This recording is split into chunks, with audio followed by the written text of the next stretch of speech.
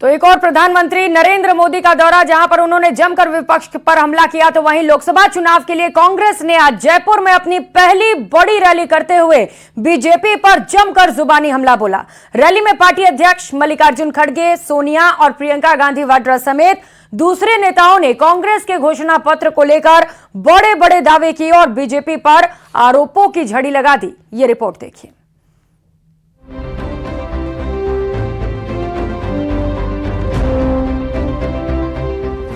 जयपुर में कांग्रेस की रैली से बड़ा सियासी पारा। आज लोकतंत्र खतरे में है, संविधान की धज्जियां उड़ रही है। ईडी, इनकम टैक्स, सीबीआई के पीछे छिप करके ये लोग शासन कर रहे हैं। इन सब की पोल खोलने का वक्त आ गया है। खड़गे के भाषण से गरमाया माहौल। पीएम मोदी पर कांग्रेस का पलटवार। ये चुनाव एक व्यक्ति नहीं लड़ रहा, ये चुनाव एक दल नहीं लड़ रहा, ये चुनाव दो विचारधाराओं का है। दिलचस्प हुआ चुनावी समर।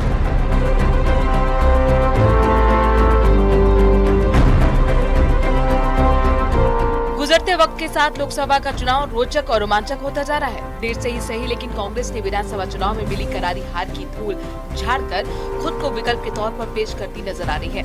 इसकी बानगी प्रदेश की राजधानी जयपुर में देखने को मिली। कांग्रेस के पूर्व अध्यक्ष सोनिया गांधी ने प्रधानमंत्री नरेंद्र मोदी पर लोकतांत्रिक मर्यादाओं के चीरहरण का चिर परिचित आरोप लगाया। विपक्षी नेताओं को डराने, धमकाने, भाजपा में शामिल कराने के लिए तरह तरह के हथकंडे अपनाए जा रहे हैं। इससे पहले विद्याधर नगर स्टेडियम में कांग्रेस अध्यक्ष मल्लिकार्जुन खड़गे सहित पार्टी की टॉप लीडरशिप ने फिर से चुनावी घोषणा पत्र लॉन्च किया। कांग्रेस महासचिव प्रियंका गांधी ने बीजेपी पर सभी भ्रष्टाचारियों को अपनी पार्टी में लेने का आरोप लगाया। प्रियंका गांधी ने आरोप लगाया कि बीजेपी की सरकार आते ही प्रदेश में चिरंजीवी योजना बंद हो गई है। 25 लाख का बीमा अब 5 लाख का कर दिया गया है। आपने देखा कि राजस्थान में किस तरह से जो स्कीम लागू करवाई थी, और जैसे मैंने कहा चिरंजीवी जैसी स्कीम है जिससे आपको पूरी तरह से स्वास्थ्य की सुविधाएं मिलती थी। पीएम पर गारंटियां पूरी नहीं करने का आरोप लगाया। कि वो कह रहे हैं मोदी की गारंटी, वो पार्टी का नाम भी नहीं बोलते या वो बीजेपी का नाम नहीं बोलते। मोदी है तो मुमकिन है, मोदी है तो एक गारंटी है। मोदी की क्या गारंटी है भाई? कांग्रेस प्रदेश अध्यक्ष गोविंद सिंह डोटासरा ने शेखावटी में दिए भाषण पर पीएम मोदी को घेरने का प्रयास किया। उन्होंने कर्ज माफी और एमएसपी के मामले पर मोदी सरकार को घेरने की कोशिश की। कल देश के प्रधानमंत्री हमारे शेखावटी में चूरू जिले में आए और वहां पर आकर के जो किसानों का जिला है, शहीदों का जिला है, सैनिकों का जिला है, युवाओं का जिला है, वहां पर आकर के युवाओं को रोजगार देने की बात नहीं कर रहे हैं। जीत के दावे अपनी जगह, लेकिन एक सच ये भी है कि बड़े केंद्रीय नेताओं के प्रचार के मामले में बीजेपी कांग्रेस से काफी आगे है। पीएम नरेंद्र मोदी 3 सभाएं कर चुके हैं, जबकि गृह मंत्री अमित शाह सीकर में रोड शो कर चुके हैं। पीएम और केंद्रीय नेता लगातार प्रदेश के प्रचार अभियान को धार दे रहे हैं, जबकि लोकसभा चुनाव की घोषणा के बाद कांग्रेस के केंद्रीय नेताओं में सिर्फ राष्ट्रीय अध्यक्ष मल्लिकार्जुन खड़गे की 4 अप्रैल को चित्तौड़गढ़ में सभा हुई। इसके अलावा प्रदेश के दिग्गजों की चुनाव लड़ने में दिखाई गई अनिच्छा से भी कांग्रेस की जीत के दावे पर गंभीर सवाल उठ रहे हैं। न्यूज़ 18 राजस्थान के लिए जयपुर से अरबाज अहमद की रिपोर्ट।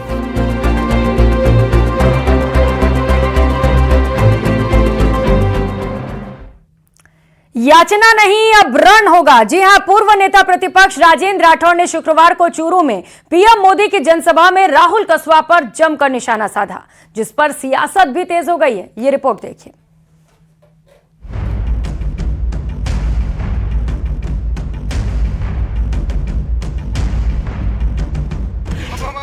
कांग्रेस के प्रत्याशी जिस प्रकार का जहर घोल रहे हैं, कल तक मैं उनका काका था, आज मैं उनके लिए कंस हो गया। चूरू लोकसभा सीट की लड़ाई काका और कंस पर आई। राठौर वर्सेस कस्वा हुआ मुकाबला, नाक का सवाल बना चूरू का चुनाव।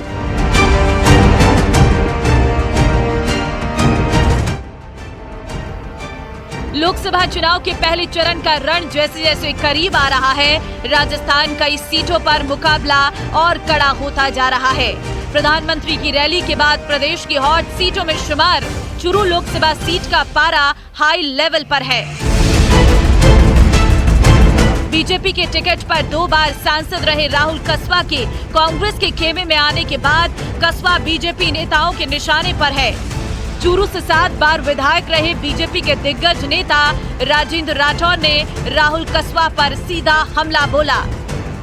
अब हमारे कांग्रेस के प्रत्याशी जिस प्रकार का जहर बोल रहे हैं, कल तक मैं उनका काका था, आज मैं उनके लिए कंस हो गया। कल तक मैं उनके लिए लक्ष्मण था, आज मैं दुर्योधन हो गया। भाइयों, सावधानी बरतनी है। राजेंद्र राठौर यही नहीं रुके, उन्होंने राहुल कसवा पर एक के बाद एक कई हमले किए। राठौर ने कहा कि याचना नहीं, अब रण होगा, जीवन जय या मरण होगा। मतलब साफ है कि विधानसभा चुनाव के बाद से जो लड़ाई भीतर खाने चल रही थी वो अब खुलकर सामने आ गई है। हित वचन तूने नहीं माना, हित वचन तूने नहीं माना, मैत्री का मूल्य नहीं पहचाना, तो ले मैं अब भी आ जाता हूँ, अंतिम संकल्प सुनाता हूँ, याचना नहीं अब रण होगा, जीवन जय या मरण होगा। वहीं कांग्रेस उम्मीदवार राहुल कसवा ने भी राजेंद्र राठौर के बयान पर जबरदस्त पलटवार किया। काका की हमेशा ये आदत रही, काका पलटू मार बहुत है, काका बात में पलट जाए। 15 साल से पीछे पड़े हुए थे। 2014 में पिताजी का कैरियर था, मेरे तो राजनीति में था भी नहीं समय पे। उनके टिकट कटाने का काम किया, पार्टी में कुछ मजबूत लोग थे, उन्होंने मेरे को टिकट दी। 19 में जग जाहिर बात है, और 14 के चुनाव में तो जो बसपा चुनाव लड़ी थी, उनके काका की पूरी भाजपा बसपा बन चुकी थी। उनके लोगों को कितनी बार पकड़ेगा, उनके वीडियो वायरल हुए जहाँ पे वो बसपा के वोट मांग रहे थे। आपको बता दें कि राजेंद्र राठौर ने तारानगर विधानसभा चुनाव की हार का ठीकरा सांसद राहुल कसवा पर फोड़ा था और कसवा और उनके समर्थकों को जयचंद बताया था। वहीं राहुल कसवा ने भी बीजेपी से लोकसभा का टिकट कटने पर व्यक्ति विशेष को जिम्मेदार ठहराया था। अब देखना होगा कि चूरू में 2 दिग्गजों के बीच चल रही ये सियासी जंग किस अंजाम तक पहुंचती है और जनता जनार्दन किस दल के दावों को वोट देकर मजबूत करती है। Bureau report, news 18 Rajasthan.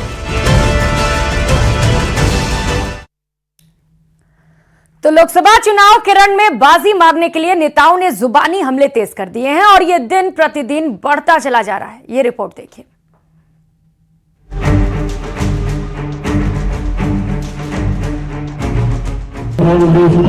करके थोड़ी बहुत बची है, उसको भी हम महासागर में फेंकेंगे। रण में नेताओं की ललकार, नेताओं में छिड़ी जुबानी जंग, बयानों से सियासत में उबाल। लोकसभा चुनाव का शंखनाद होते ही नेताओं में जुबानी जंग तेज होती जा रही है। बीजेपी और कांग्रेस के नेता एक दूसरे पर जमकर प्रहार कर रहे हैं। प्रदेश के शिक्षा मंत्री मदन दिलावर ने एक दिन पहले ही कांग्रेस प्रदेश अध्यक्ष गोविंद सिंह डोटासरा और पूर्व सीएम पर तीखा हमला बोला था। अब इस बार उन्होंने पूरी कांग्रेस को निशाने पर लिया है। कोटा में शुक्रवार को दिलावर ने कांग्रेस को उखाड़ फेंकने की बात कही। कांग्रेस को उखाड़ करके थोड़ी बहुत बची है, उसको भी हिंद महासागर में फेंकेंगे। इधर दिलावर के जेल जाने वाले बयान पर कांग्रेस के प्रदेश अध्यक्ष गोविंद सिंह डोटासरा ने पलटवार किया है। उन्होंने कहा कि शिक्षा मंत्री मानसिक संतुलन खो चुके हैं। वो मानसिक संतुलन खो चुके हैं। शिक्षा मंत्री होकर शिक्षा के अलावा जो कुछ उनको गालियां जिसको देनी है वो देते हैं। अगर ऐसे शिक्षा मंत्री हैं बीजेपी में, तो मैं समझता हूं कि अब शिक्षा का क्या हाल होगा, हमारे बच्चों का क्या हाल होगा, ये देखने वाली बात है। मैं उन दोनों बयानों का मैंने मेरे वकील को दिया है। अगर आवश्यकता पड़ी तो हम इनके खिलाफ कोर्ट के अंदर अवमानना का केस भी, मानहानि का केस भी करेंगे। तो इधर चूरू के रण में बीजेपी नेता राजेंद्र राठौर ने कांग्रेस प्रत्याशी राहुल कसवा को निशाने पर लिया। कांग्रेस के प्रत्याशी जिस प्रकार का जहर बोल रहे हैं, कल तक मैं उनका काका था, आज मैं उनके लिए कंस हो गया। कल तक मैं उनके लिए लक्ष्मण था, आज मैं दुर्योधन हो गया। भाइयों, सावधानी बरतनी है। कुल मिलाकर जैसे जैसे लोकसभा चुनाव की तारीखें नजदीक आती जा रही हैं, वैसे वैसे जुबानी हमले तेज होते जा रहे हैं। लेकिन नेताओं के व्यक्तिगत हमले सियासत में कौन सा नया अध्याय लिखेंगे, ये देखने वाली बात होगी। Bureau report, news 18 Rajasthan. तो वहीं शनिवार को बीजेपी ने अपना 45वां स्थापना दिवस मनाया। कार्यकर्ताओं ने देश भर में 10 लाख से ज्यादा बूथों पर जाकर मोदी सरकार की उपलब्धियां गिनवाई और देश प्रदेश में कई जगहों पर विशेष कार्यक्रमों का भी आयोजन किया गया। देखिए इस पर हमारी खास रिपोर्ट।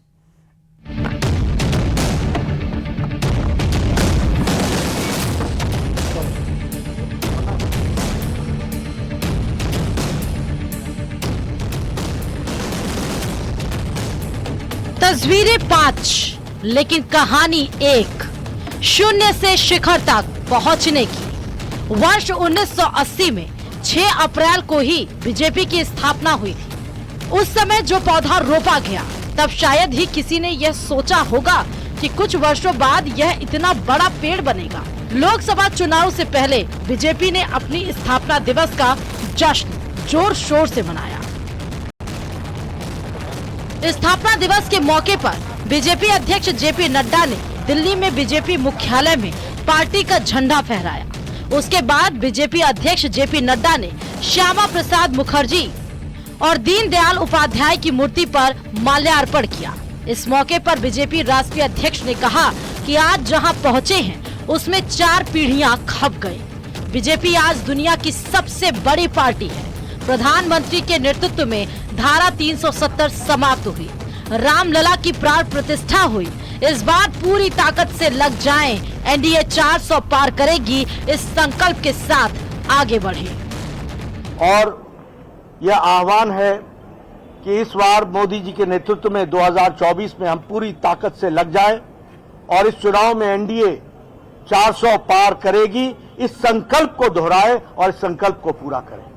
और इसके लिए घर घर संपर्क, हर लाभार्थी से संपर्क, हर बूथ पर अपना कार्य और बूथ पर कार्य के माध्यम से हर व्यक्ति से संपर्क हम करें और प्रधानमंत्री मोदी जी का संदेश पहुंचाएं। फिर एक बार मोदी सरकार। और इसके साथ साथ यह मोदी की गारंटी है जो गारंटी पूरे होने की गारंटी लेती है। स्थापना दिवस पर पीएम मोदी ने पार्टी कार्यकर्ताओं को बधाई दी। उन्होंने पार्टी के पुराने नेताओं को याद किया और उनके त्याग की वजह से ही पार्टी के यहां तक पहुंचने की वजह बताई। इसके साथ ही पीएम ने कहा, आज बीजेपी देश की सबसे पसंदीदा पार्टी है जो राष्ट्र प्रथम के मंत्र के साथ जन जन की सेवा में जुटी है। पीएम ने 2024 लोकसभा चुनाव में एक बार फिर से बीजेपी की सरकार बनने की बात कही। प्रदेश की राजधानी जयपुर में भी बीजेपी का 45वां स्थापना दिवस खासे जोशो खरोश से मनाया गया। भाजपा प्रदेश कार्यालय में मुख्यमंत्री भजन लाल शर्मा ने पार्टी का झंडा फहराया। इस मौके पर चुनाव प्रभारी डॉक्टर विनय सहस्त्रबुद्धे समेत पार्टी के पदाधिकारी और तमाम कार्यकर्ता मौजूद रहे। इस दौरान सीएम ने कांग्रेस पर जमकर निशाना भी साधा। संघ के नाम से और ऐसे राष्ट्रवादी लोग 8-10 लोगों ने मिलकर के 21 अक्टूबर 1951 को जनसंघ की स्थापना की थी। और मित्रों, जनसंघ के रूप में हमारे मनीषियों ने काम करना प्रारंभ किया और उन्होंने एक ध्येय लेकर के, एक विचार को लेकर के काम प्रारंभ किया। और वो विचार से प्रारंभ काम किया हुआ क्योंकि उनके मन में कोई लोभ या लालच या राजनीतिक पद की कोई लालसा नहीं थी। उनकी सिर्फ लालसा थी, मेरा राष्ट्र कैसे मजबूत हो, भारत माता कैसे मजबूत हो, हमारे उन लोगों के सपने कैसे पूरे हो जो हमारे आजादी के दीवानों ने देखे थे। बीजेपी के स्थापना दिवस पर बीकानेर में केंद्रीय मंत्री अर्जुन राम मेघवाल ने पूर्व प्रधानमंत्री अटल बिहारी वाजपेयी की भविष्यवाणी याद की। देखिए, 6 अप्रैल 1980 को भारतीय जनता पार्टी का जो अधिवेशन हुआ था और उसमें अटल बिहारी वाजपेयी जी ने कहा था कि मैं इस पश्चिमी घाट के पवित्र स्थल से ये भविष्यवाणी कर रहा हूं कि अंधेरा छटेगा, सूरज निकलेगा और कमल खिलेगा।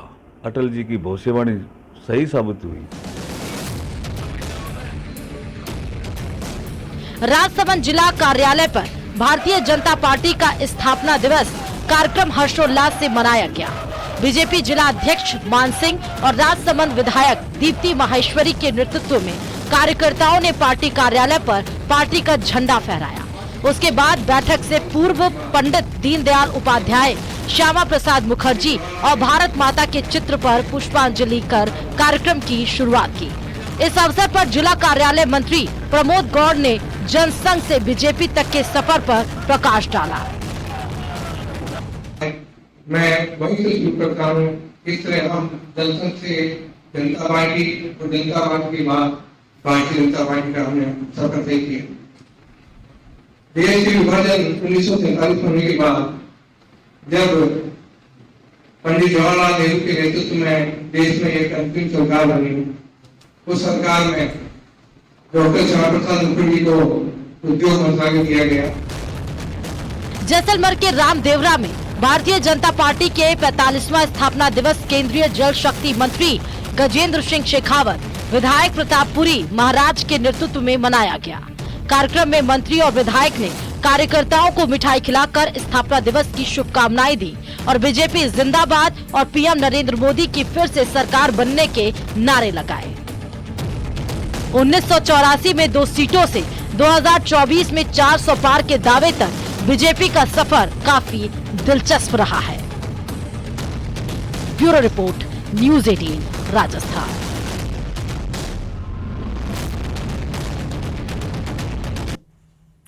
तो राजस्थान में इस बार का चुनाव और दिलचस्प होने जा रहा है, क्योंकि इस बार रण में आधे से ज्यादा चेहरे ऐसे हैं जो पहली बार लोकसभा चुनाव लड़ने जा रहे हैं। ये रिपोर्ट देखिए।